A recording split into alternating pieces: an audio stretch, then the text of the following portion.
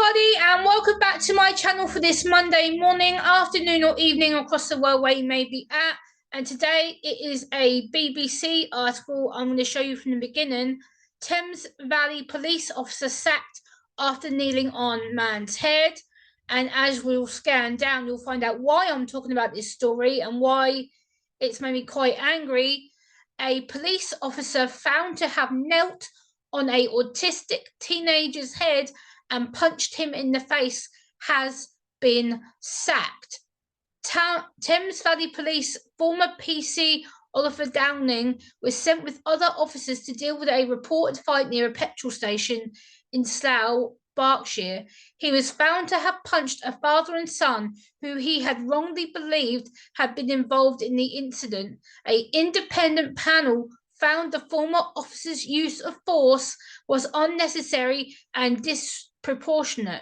In March 2022, the father and son, who was 19 at the time, were on the school run home when officers incorrectly thought they had been involved in the fight near the Taxico garage in Farnham Road. The father stopped his car by mounting the curb after being pursued by a marked police car. Mr. Downing withdrew his taser and pointed it at the car. It says held accountable.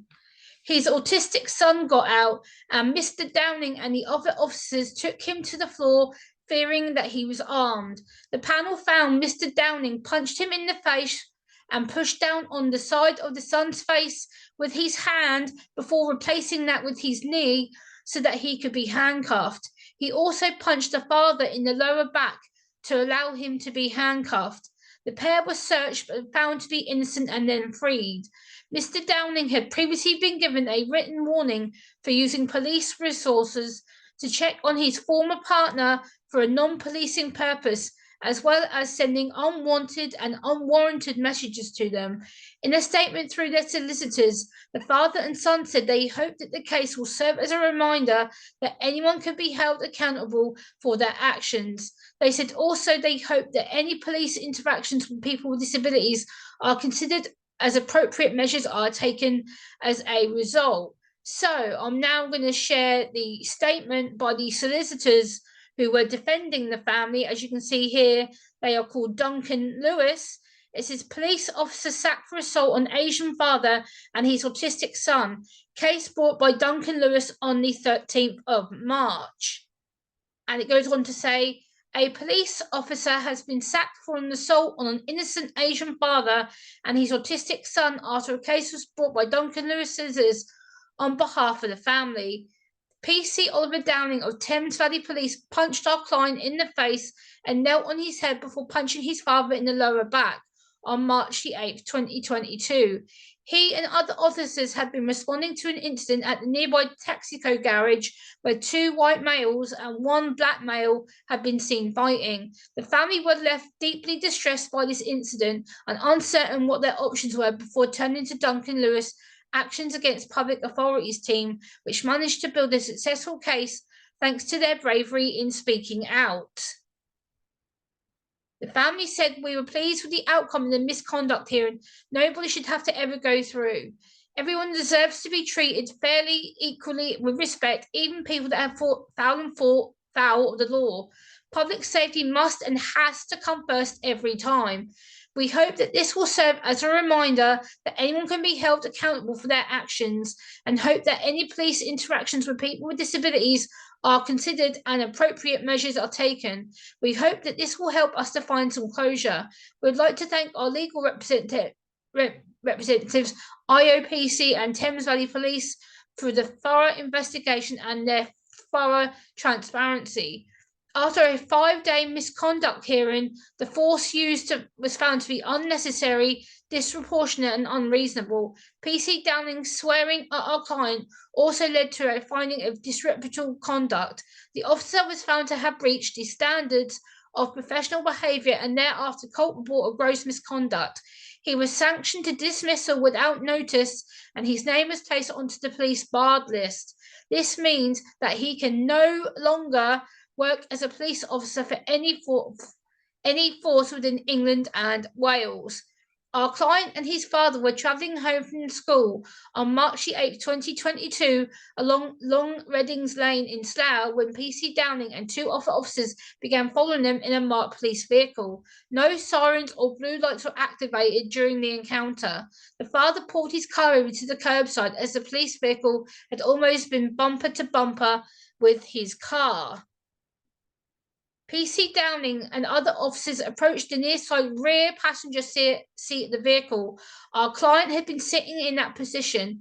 PC Downing used a taser to red dot our client before commanding him to get out of the car now and show your hands. Our client was in a state of shock and slowly opened the door. As he managed to compose himself, he managed to show both his hands. PC Downing punched our client twice to the head and then took him quickly and roughly to the gravel ground. The officers placed their weight on our client and continued to demand that he showed his hands. At this point, his hands had already been trapped beneath his body by the weight of the officers who were now detaining him. Our client attempted to comply nonetheless, but this was interpreted by the police as resisting their detention of him. PC Downing placed his knee on our client's head. PC Downing then delivered punches to our client's body. The concerned father approached the officers to ask him to stop hurting his son, but was then pushed back by PC Downing, who then extended his baton. The officer punched the father in his back and placed handcuffs on him, accusing him of obstructing the officers. PC Downing had effectively mistaken an Asian father and his autistic son as part of the earlier group. Following this, the client was left on the ground sitting upright in handcuffs, while the officers discussed their next steps of action. The evidence shows that PC Downing suggested to charge the father for obstructing the police. The evidence further shows that there are three suspects. Two males who are described as white and the other was described as a black male with an afro hairstyle or dreadlocks. All males were described to be wearing dark clothing and not wearing or bringing a coat or a jacket. The client was wearing a coat and a pair of bright coloured trousers. Our client and his father are Asian.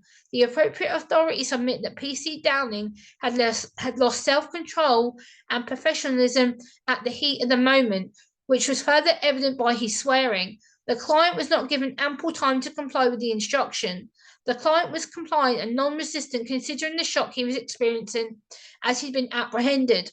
PC Downing's punches to the father's back was unreasonable, as there was no realistic belief he had a weapon in his possession and he was not offering any meaningful resistance to the officer. On the 23rd of February 2024, the legally qualified chair found that PC Downing's actions and behaviours amount to a gross misconduct and a breach of standards of professional behaviour relating to the use of force in discreditable conduct. PC Downing was dismissed without notice and barred from further police service. Duncan Lewis, the solicitor, and Dela Cruz said on behalf of Actions Against Public Authorities team, "We are delighted to have some measure of justice that has been served for our client. In this case, this was clearly a brutal, unnecessary assault, which was deeply distressing for them at the time. The public rightly expects officers to conduct themselves with integrity and respect, tasked as they are with our protection and service. Unfortunately, in this instance, the officer had not only failed to meet these expectations, but also tarnished the reputation of the force and diminished public trust. His dismissal was a necessary consequence of his action. Unfortunately, this sort of incident goes under the radar far too, with many families being powerless or intimidated by the prospect of challenging public authority. It is our hope that with the resolution of this case, achieved through the courage of the family in bringing these actions to light, will inspire others to seek justice. We extend our thanks to Professional Standards Department and the Thames Valley Police for their transparency and the inclusivity of the misconduct hearing, allowing for the participation of the family, Graham and myself, which was conducted with commendable clarity and openness.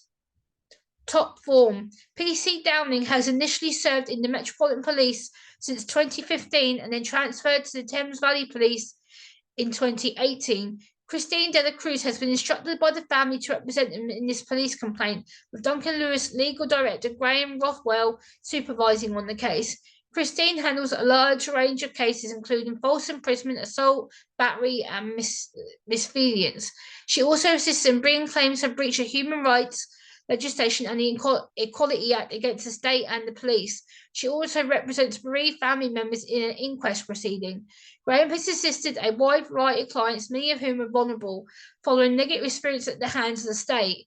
He regularly represents bereaved family members through inquest proceedings, assists in making complaints and brings civil actions against the police, prison service, and other government departments. He can also advise in relation to the mishandling of personal information, discrimination, and breaches of legislation designed to protect basic human rights. So that's basically the solicitor's statement. And what do I think as a autistic woman? Well, I've got my thoughts written down here. So number one thought that I have is, what happened about the autism awareness during the incident, or their lack of or supposed autism training? 2, did the officers explain why they wanted him out of the vehicle? Did they give him time to do so? 3, why did the officers restrain him to the ground? Was the autistic individual kicking off or showing lack of response? No, he wasn't. Clearly in this article, he wasn't. 4, why did the officers draw a taser to an autistic boy and his dad without talking to them first about why he was doing so and what that would do to the autistic man? 5, was the autistic man handcuffed? What was the reasoning? Was he being violent? Was he being rude? Was he cussing at the officer? No, he wasn't. 6, was the police officer using the appropriate authority and powers in his grasp to do so? 6, did he have powers to abuse a vulnerable individual, a mentally handicapped individual? Did he think his actions were legal? 7, his actions were totally inappropriate and unnecessary. He did not need to force the man into a handcuffed position. This must have made the autistic man feel very sensory overwhelmed and overstimulated and highly anxious and frightened. It also shows that the criminal system and criminal justice system still, to this day in 2024, has not got anywhere near enough public autism training or mental health training in the community whatsoever. We need to have more autistic individuals like myself and others who experience the law or know the law to go in and train these people, because this is a situation that happens time after time after time, that flies off the radar because people feel frightened or they feel too scared to challenge the law about this. So what can we do to make the police better in the future? We need to talk to the police. We need to get them trained. We need to get some money budgeted aside for the training, because otherwise there's going to be another autistic person potentially either being killed or being more severely mentally, physically abused. And I thought that I better bring this story to you because it just makes my blood boil. It's something that is completely unacceptable and should never, ever, ever, ever, ever, ever, ever happen again. I'm so glad the police officer has been struck off completely. He's not just been struck off the police radar, but struck off from ever training again within England and Wales, so he can't ever practice again or claim that he's an officer. He has been struck off after a 5-day misconduct hearing. So let me know what you think down in the comment section down below. Please like this video, comment, share, and subscribe, and I will see you next time. Bye, guys.